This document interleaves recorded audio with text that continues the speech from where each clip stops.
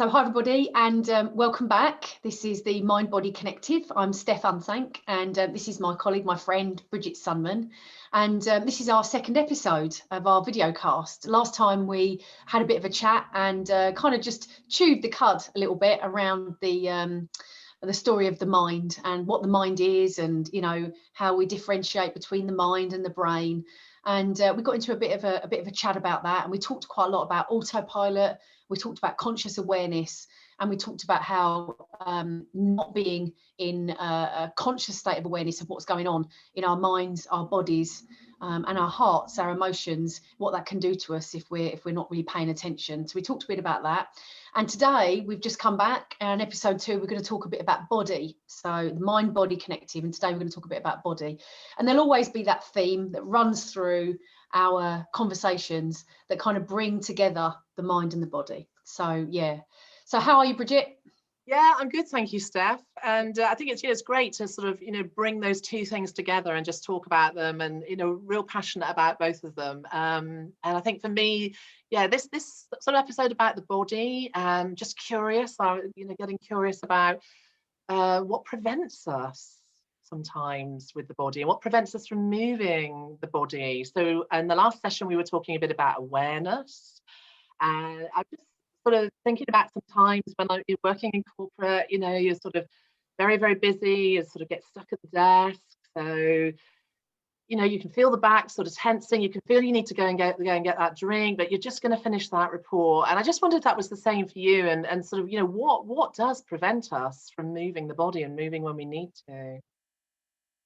Yeah, it does resonate. It does resonate with me. I'd like to think that over the last few years, I've got a lot better at what I need, and trying to nurture my body in a way that causes me less suffering, causes me to have less difficulties. But it takes practice,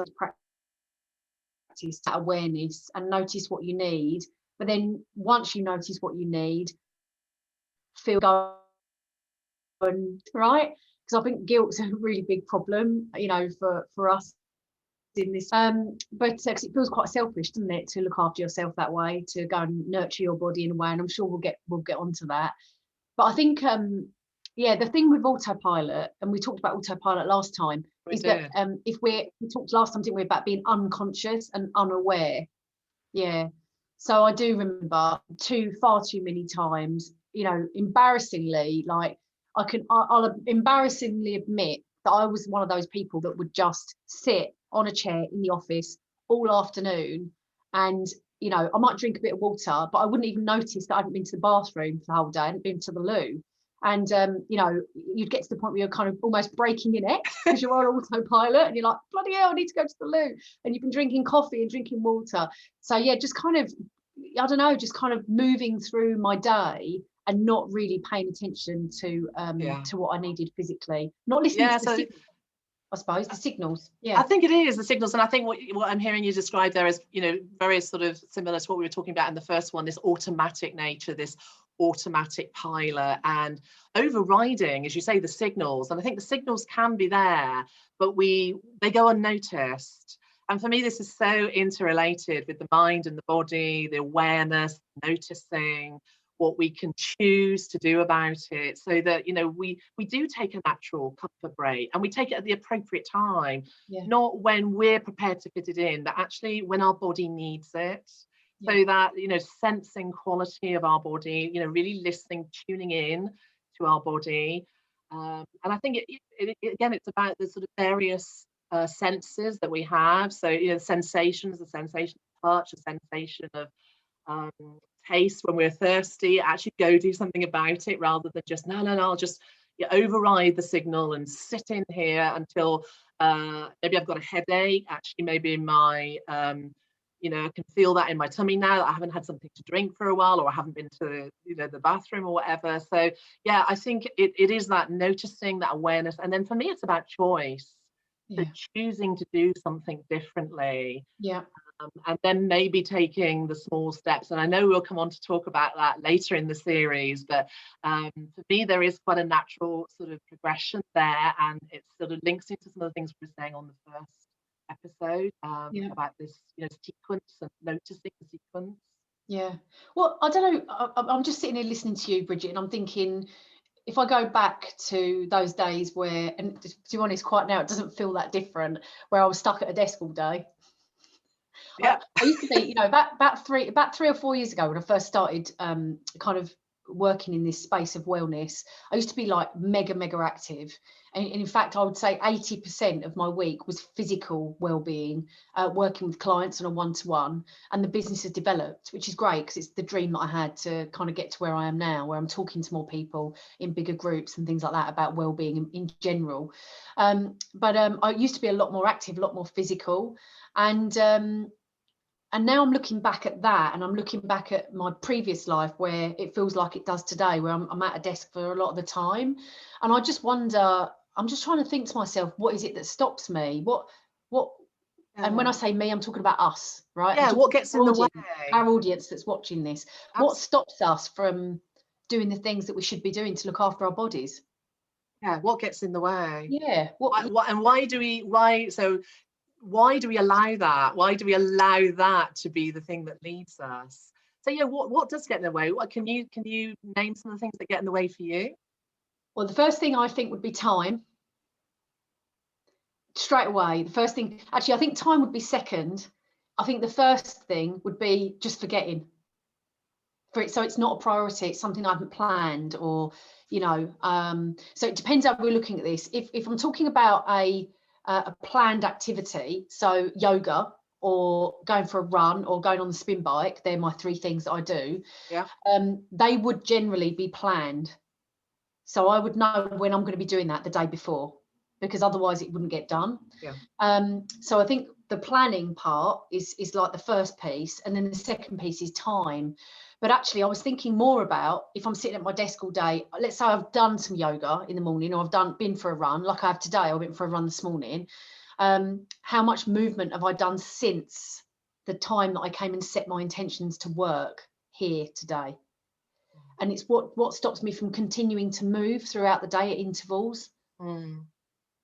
So I think that's really interesting. I think the planning is really interesting. I also use a plan, and I do try to make sure I've got some mindfulness time in there. I have some personal yoga time when I'm not teaching, and I should say that sort of is great. But then I also sometimes allow myself a period of time to be at the desk to work on some reports or some blogs or whatever it is, and then it's a sense of duty that keeps me there, maybe, or a sense of responsibility, or if I just spend another 15 minutes, I'll get it done.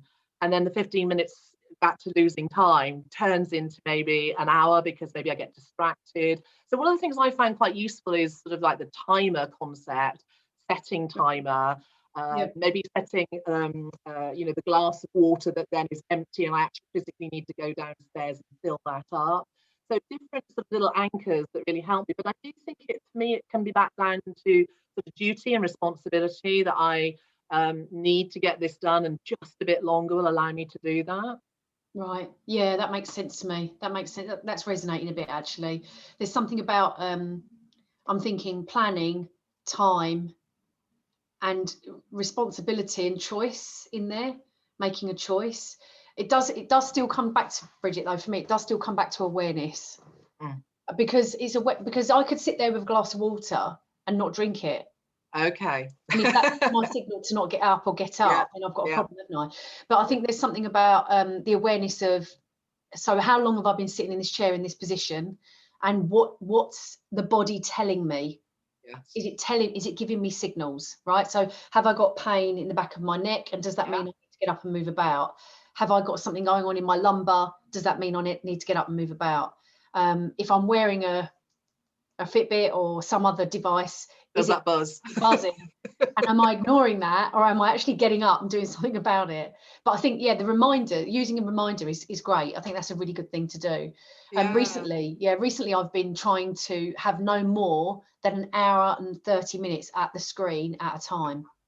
And that's a long time. I think that scientifically it's proven it should be no more than 20 minutes, believe it or not. It's 20 minutes on. Really? Well, I go for 45. I go for 45 and then I have 15 minutes where I can have a choice as to whether so obviously I move, but whether I actually go and move, maybe take some time outside, or, you know, just maybe go and sit for a moment, or whatever it is. There's a little bit of choice in there. And I also quite like that with, you know, we're all stuck on a lot of Zooms at the moment. And one of the things I find quite nice is when you win back a bit of time from a Zoom.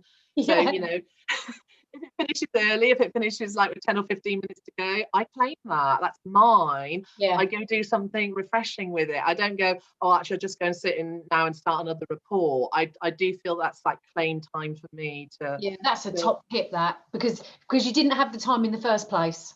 Absolutely. Right. So that's a top tip. So, you know, if you manage to make time somewhere, claim it as yours. Claim it as yours. Your self-care. You're topping up your self-care. And I love to think of it like a sort of meter.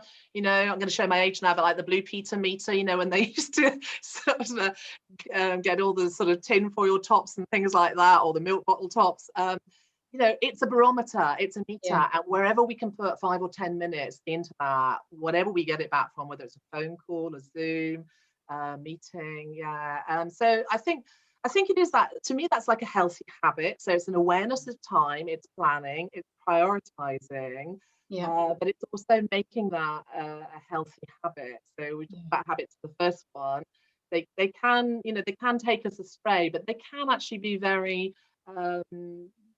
nourishing for us if we make them, if we choose to make them. Yeah, absolutely. Yeah, definitely.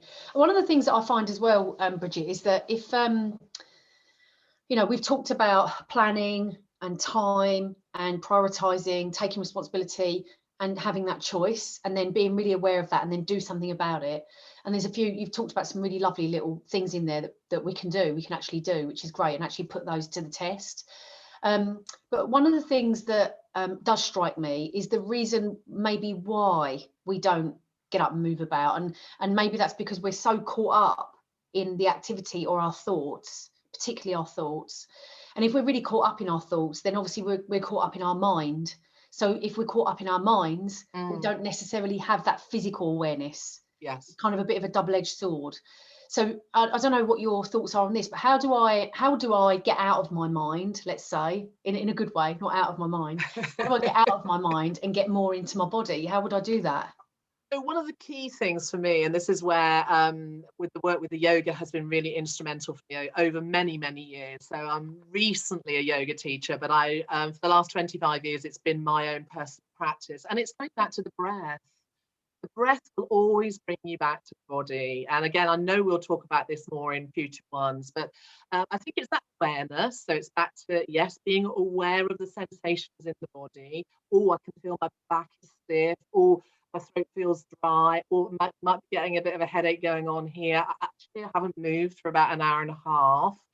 Also just noticing the breath and seeing if you can notice your breath in your body, the way it can move your body, and just that sort of stillness. And I think sometimes even, you know, little computers, you know, they're often having to be switched on and off quite a lot through the day. It's still one of the amazing things.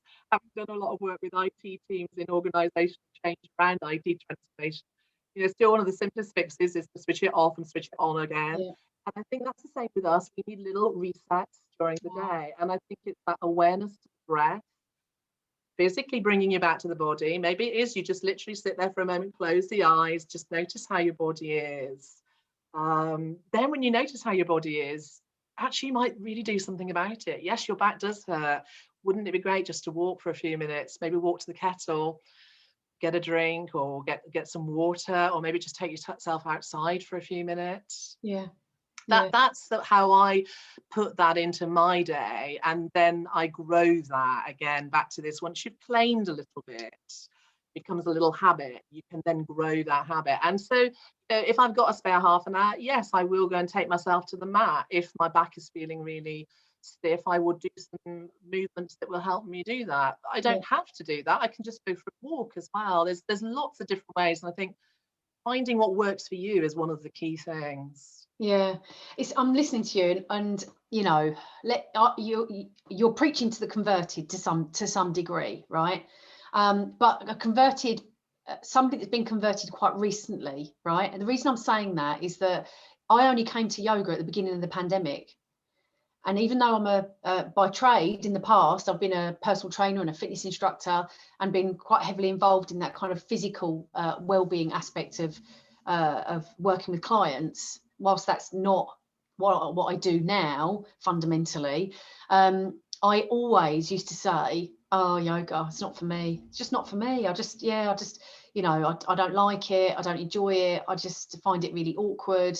And when the pandemic hit, I was one of these people that went online, had a little look and think, actually, you know what, I might have a little go at this.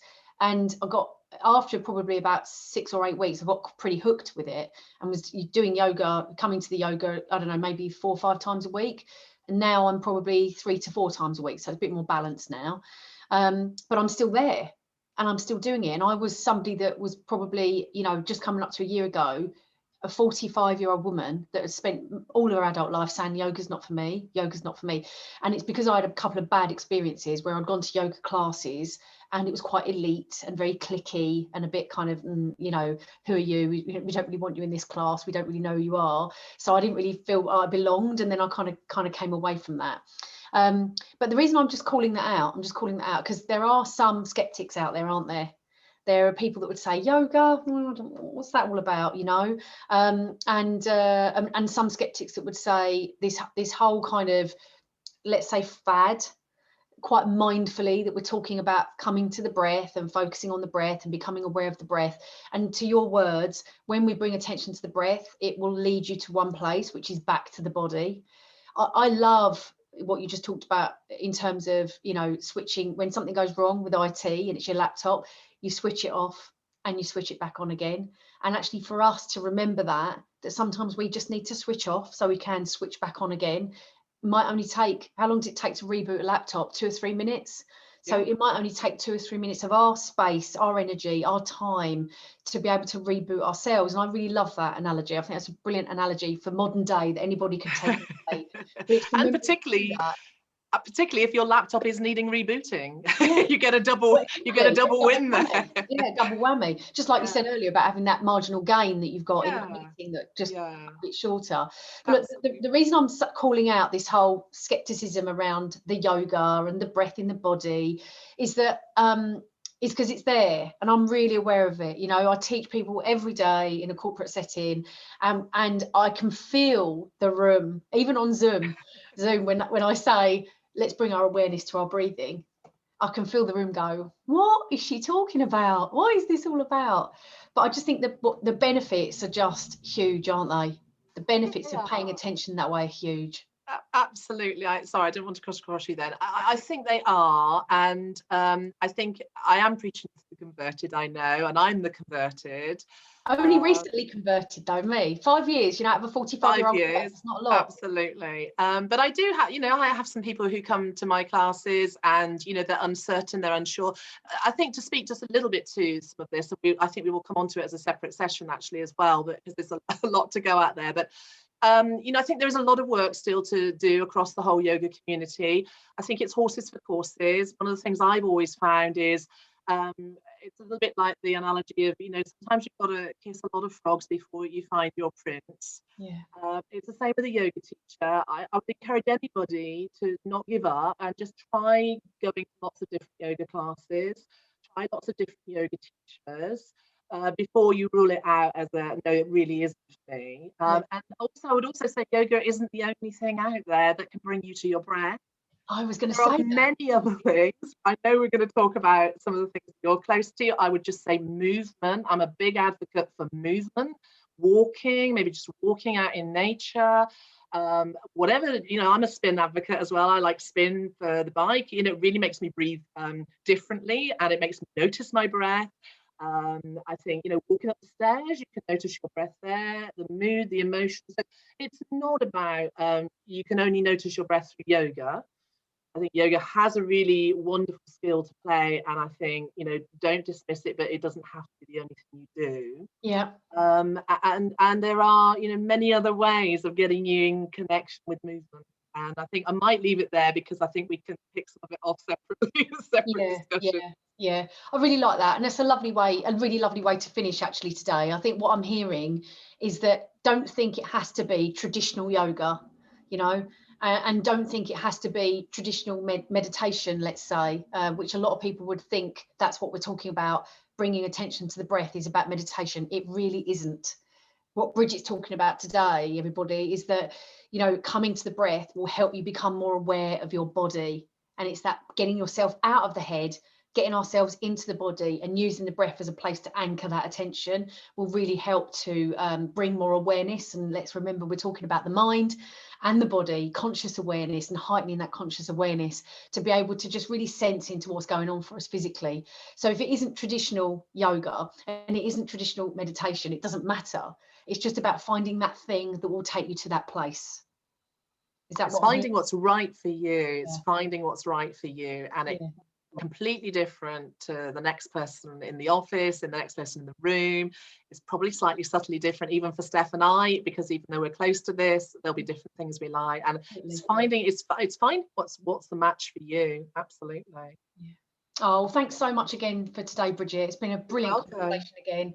I'm looking forward to us meeting for the third time for the Mind Body Connective. And for everybody else, you know, tell us what you do. What do you do? What are the things that you do to try and get yourself out of your head into your body? What have you learned, maybe, particularly over the last 12 months where things have been a little bit different for all of us, haven't they? And let us know. Tell us your stories and get involved in the discussion. Thanks to everybody for watching. I'm Steph Unthank. This is Bridgette Sunman, and we're the Mind Body Connective.